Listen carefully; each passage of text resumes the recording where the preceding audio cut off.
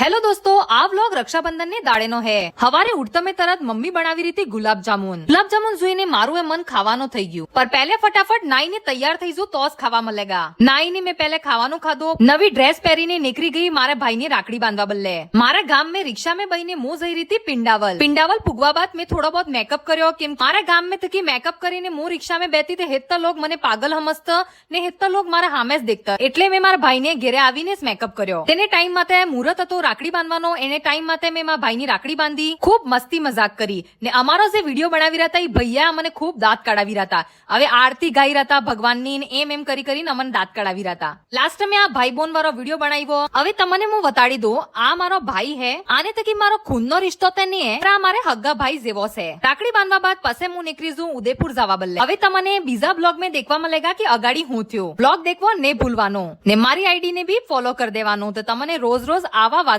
में व्लॉग देखवा मिलेगा. ते आज नो व्लॉग हमें आइस खत्म करेंगा.